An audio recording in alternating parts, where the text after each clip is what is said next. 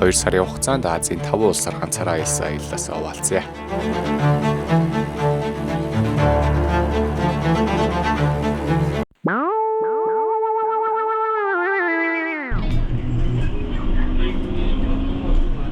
За эцсийн зогсоол нэгээд энчээ болгосон. Тэгээд ийшээгээ орл гэж байна ямартаач.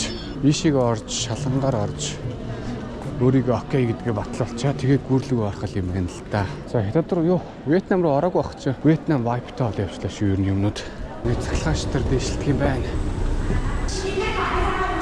За вьетнамчууд болоод ирлээ шүү. Хил нэвтрэх юм шиг байна. Тэгээд ийшээгээ ороод ийшээ шалган байх шиг байна да. Камер унтраа гэдээ унтраалгачлаа. Ямартаач хятад талаас гараад л авах шиг бол. Одоо Вьетнамынх нь шалгалын очиод орондоо. Юу Монгол паспорт харчингууд бүр гайхаад идэгнээс хоох Монгол гээл нөгөө хоёр хүнээ дуудаж авчраал. Нэг монголчууд энэ бүрнийх гараад ээдэггүй л биш үү. Зэг хятад Вьетнам хоёрыг заагладаг гүүр гэдэг байгаа шүү дээ одоо. Ямар ч ийсэн Вьетнам орох юм шиг байна. Таны миний орсон барилга чинь энэ ихгүй юу? Би тэр талаас нь ороод тэгээ шалгангаараа ингэж орчингууд ингэж бууж ирсэн гэсэн үг байхгүй юу? Тэгээд талдаа ингэж бүр Вьетнамд байгаа юм шиг хүмүүс ингэ каракад дэж нэг одоо бүр сая би бүр 3-4 тийм годомжинд тэгж байгаа хүмүүсээ харсан нөхөө. Тэгээ энэ тал руугаа Вьетнам. Гүүрээд аваад ирэхээр Вьетнамын ийм газар байдаг юм байна. Вьетнамын шалган гэх юм уу? Дотор нь хүмүүс очирч байгаа харагдаж байна орондоо. Зэ орч гараад ирсэн. Бас л нөгөө нэг монгол хүн нэвтэрдүүл юм шиг байна. Шалган дээр 20 минут зогслоо. Монгол хүн яад ингэ цаанаасаа хүмүүс дуудаал асуугаал тэгж ижил нэг юм 20 минутын дараа тамгаа дарж өгч штт. Айгу амархан юм байна ортож эндээс хил нэвтрэх бол. Хятад тал руугаа ороод хятад тал нугасаа газ дараад өгчин. Ер нь бол ямар ч асуудалгүй юм байна. Энэ Вьетнам хүмүүс амар сонирхолтой заяа. Хятад талаас ингээ баахан бараанууд оруулаад байгаа байхгүй юу? Тэр бараануудаа X-ray-ээр оруулахгүй тэр шалгадаг хүнийг нүдийг хариулж байгаад газ тийш зөөцгөө гэдэг байгаа байхгүй юу? Сайн наваг энэчээ бичлэг гэж болохгүй гэд хөөчлөө. Вьетнамын бас нэг замын үд юм уу да. Сонирхолтой байна. Шал өөр вайбтай байна. Тэгвэл шал өөр нөхцөл байдалтай. Надад мөнгө байхгүй байгаад идэг нөгөө нэг Вьетнам донг. Тэгээд визагаа уншуулад нэг уух юм ямартай жаавна. Ямар хөөрхөн машин бэ? За. Тэгээ наваар нэг жоохон сонирхсан шигээ байж байгаад өнөөдөр буудалтаа ороод сайхан унтж амарна. Тэгвэл би ч одоо 2 шөнө сугаагаар унтсан. Өнөө шөнө ямартаач тэнэгэр унтах байхаа. Одоо энэ нэг хятад ус харагддаг юмс. Тэр нөгөө нэг хятадын хил. Тэгээ би бишгээ буудлал руу алхаж байна да. Гэснээс би Вьетнамынхаа сэмийг итгэжүүлээгүй. Хятадынхаа сэмээр яваад байгаа. Нөгөө ойрхон болохоор хятадын маань сэм ороодох шиг үлээ. Барилгуудынхаа гадаа бүгдээрээ сандал гаргаж ирээ суудсан заяа. Тэгэл дуу сонсоо сандал дээрээ сайхан чилэрч цуцгаагаал. За бодолтой ороод босцсон дөрсөн. Одоо нэг юм идчихэд тэгээ унтаж амарна да. Сая би амар сонирхолтой заяа.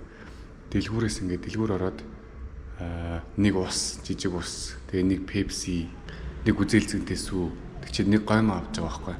Би тэгээ үн мөнийг аваагүй за Вьетнамд ороод ирсэн чи гайгүй л илгүү гэж одоо авсан чинь тооцоогоо хийж гарч ирчээ. Би сүүлд нь банкнаас хасагдсан мөнгө харж байгаа байхгүй. Тэсэн чинь зүгээр Монгол мөнгөөр 4500 төгрөг хасагдсан байвал яах вэ? Би бүр шок. Гэж бодвол гайхалтай юмдах юм аа. Хэрвээ ийм юмдах байгаад идэг бол гоё л. Өнөөдөртөө ямартаач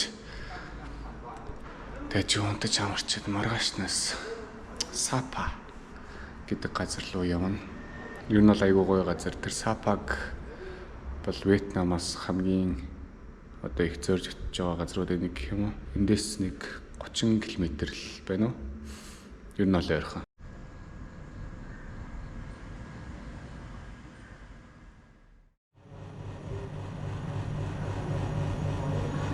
Тэгээ буудлаасаа чекаут хийсэн.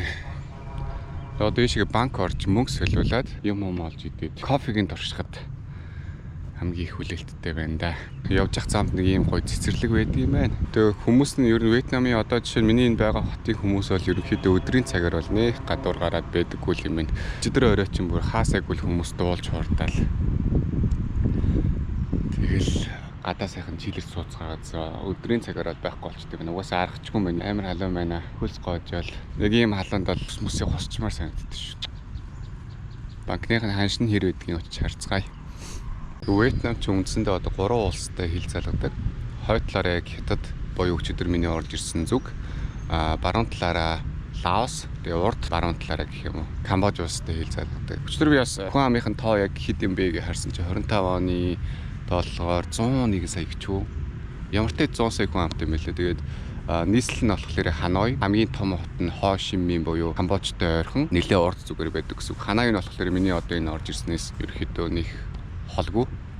Нэлээ олон зуун жил Хятадын ирэх шил байсан. Тэгэхээр тэрний дараахан Францын колони улс болоод 20 дугаар зууны дундуу Вьетнамын дайн болоод 75 онд дайн дуусах үед өмнөд болон хойд Вьетнам нэгдээд тэгээ одоогийн Вьетнам улс ер нь бол түүх нь одоо хэддэг жил дээрээ ч явж байгаа. Тиймэрхүү түүхтэй улс. Тэгээ өмнө болохоор миний Вьетнамыг төсөөлдөг байсан зүйл нь болохоор кофе, годамжны кофе, тэгэл аягүй дулаах хоорн гэж боддог байсан да. Тэгээд газрын зургийн жишээ ер нь бол нэлээд сонирхолтой. Нэг л урт улс заяа.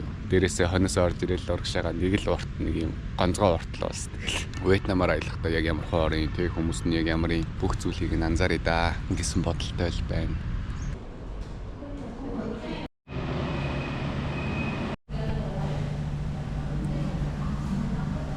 Цайг тэгээд мөнгөө солиулсан чинь миний $100 2,520,000 Вьетнам даа болт юм байна. Хамгийн том мөнгөний эсрэгтний 500,000. Тэгээд дараагийнх нь 100,000, 50,000, 20,000 гэл. Тэсээ лотери орж ирээд юм ийдсэн чинь одоо юу нэг хичээлээ л да. 102,000 болсон гэдэг чинь Монгол мөнгөөр нэг 14,000 төгрөг байсан юм уу?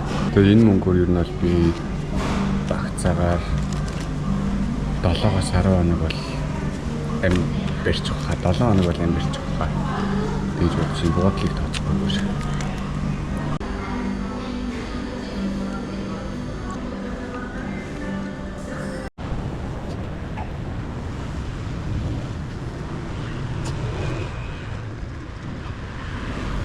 За кофе насан дөрч үзнэ. Hello, xin chào. Cafe Den. Cafe Den. Yep.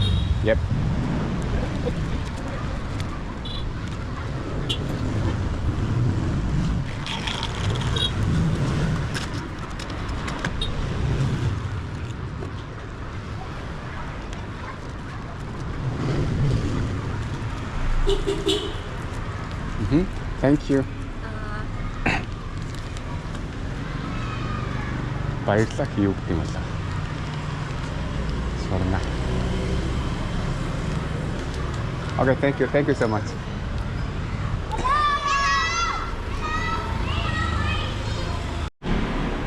Ийм юм хэлж өгд юм байна. Ямар хөөрхөн үйлчлэгт юм бэ? Сая ингээ харах нэ. Чин 15,000 гэдэг чинь Монгол мөнгөөр нэг 2,000 хэдэн зуун төгрөг юм уу? 2,000 төгрөгөөр кофе боллоо. Таамснаа.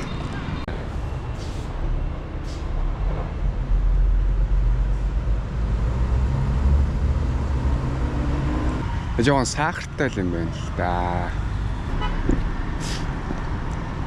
Сахаргүй гэж хэлдэг үуч. Тэг ямар ч тач айгүй гоё юм байна.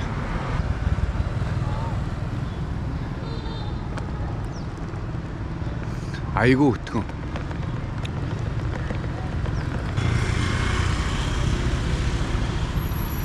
Сапа гоёшоо 35 км. Одоо хийчих гинэ.